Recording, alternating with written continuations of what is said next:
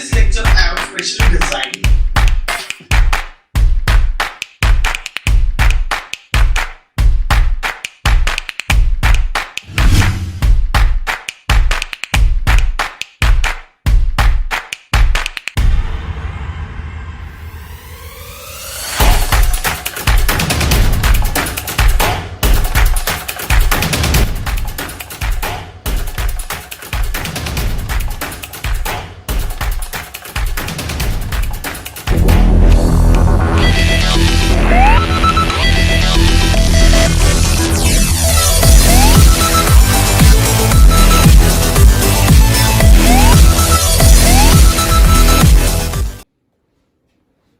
Hey, welcome बच्चों लोग and we are at the last chapter today that is semiconductor.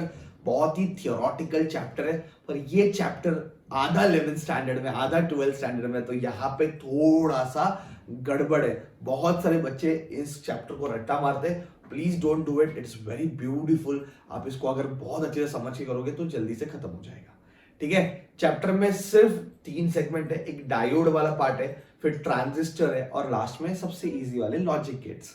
ठीक है, तो डायोड वाले क्वेश्चन चालू करने से पहले थोड़ा 11th स्टैंडर्ड में जाके डायोड के बारे में जान लो कि पी टाइप सेमीकंडक्टर क्या होता है, एन टाइप सेमीकंडक्टर क्या होता है, पीएन जंक्शन डायोड कैसे बनेगा. ठीक है, तो ये याद रखो कि डायोड पे क्या होता है, आईवी कैरेक्टरिस्टिक, फॉरवर्ड बायस क्या है, रिवर्स बायस क्या है. इतना टॉपिक आप 11th स्टैंडर्ड से करिए, then only you start with the chapter. या फिर पूरा चैप्टर रट्टा मारना पड़ेगा, फिर प्रॉब्लम होना चालू होगा. फिर से बता रहा हूं, पी टाइप सेमीकंडक्टर क्या होता है, एन टाइप सेमीकंडक्टर क्या होता है, पीएन जंक्शन डायोड कैसे फॉर्म करते हैं, फॉरवर्ड बायस क्या है और रिवर्स बायस क्या है. इतना आपने अगर कर लिया देन आप इजीली चैप्टर स्टार्ट कर सकते हो, क्योंकि चैप्टर स्टार्ट होता है रेक्टिफायर से. ठीक है, तो रेक्टिफिकेशन का block diagram very very important, most important question आने का चांसेस. ठीक है, फिर half wave rectifier and full wave rectifier, ये 2 आंसर. तो रेक्टिफायर मतलब क्या, रेक्टिफायर का ब्लॉक डायग्राम.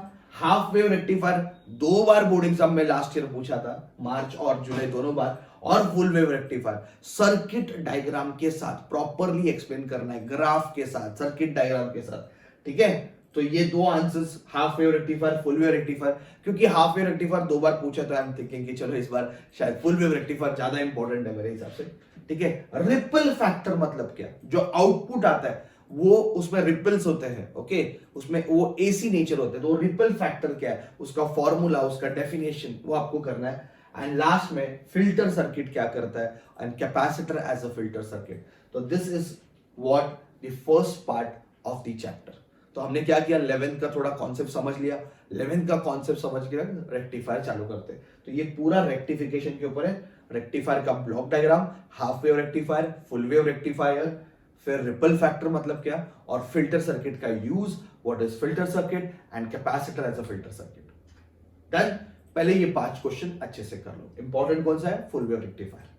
ठीक है, उसके बाद बच्चा स्पेशल पर्पस डायोड्स है. फोटो डायोड है, सोलार सेल है, एलईडी है और जीनर डायोड है. तो zener diode as a voltage regulator, बहुत अच्छा क्वेश्चन है. ओके, जैसे आप पीएन जंक्शन डायोड पढ़ोगे, उसका जो रिवर्स बायस है वो zener diode as a voltage regulator है.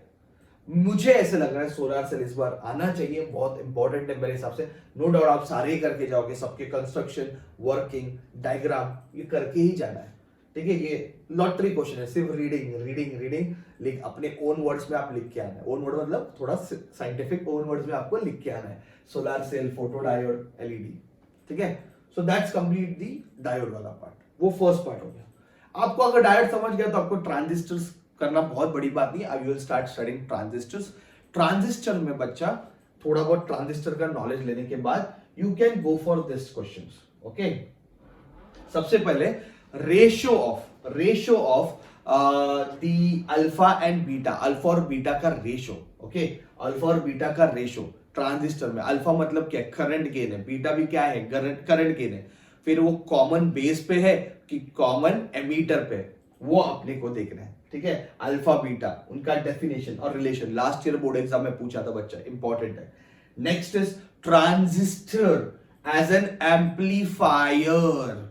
यस बच्चा, transistor as an amplifier, you have to write it. अब ये क्वेश्चन रिपीट हुआ है 2 बार, उसको प्रॉपरली एक्सप्लेन करना डायग्राम के साथ, सर्किट डायग्राम के साथ। सिर्फ सर्किट डायग्राम भी आप लोगों को पूछ सकते बच्चों, सिर्फ सर्किट डायग्राम भी आप लोगों को पूछ सकते हैं। Transistor as an amplifier, okay, और एसी करंट गेन, वोल्टेज क्या, पावर गेन, ओके, ये सारे क्वेश्चंस।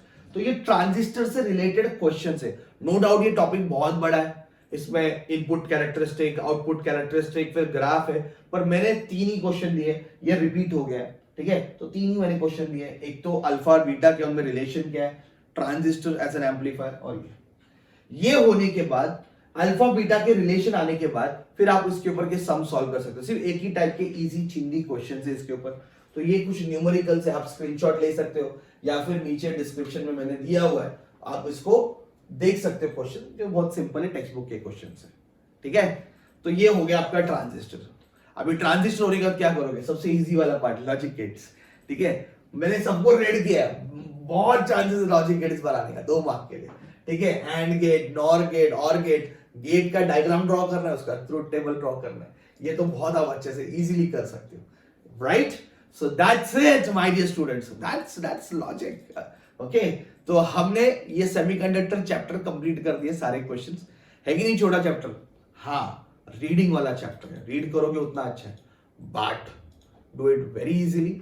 एक ही टाइप के न्यूमेरिकल से, पूरा थियरी है, और सबसे इंपॉर्टेंट चीज 11th का कॉन्सेप्ट आप लोगों को मालूम होना चाहिए, ठीक है बच्चा। तो ये चैप्टर समझेगा, नहीं तो नहीं समझेगा। तो चैप्टर चालू करने से पहले स्टार्टिंग में मैंने जो 5 पॉइंट बोले, वो अच्छे से समझ के चालू करना, ठीक है। Thank you very much and best of luck for your exam.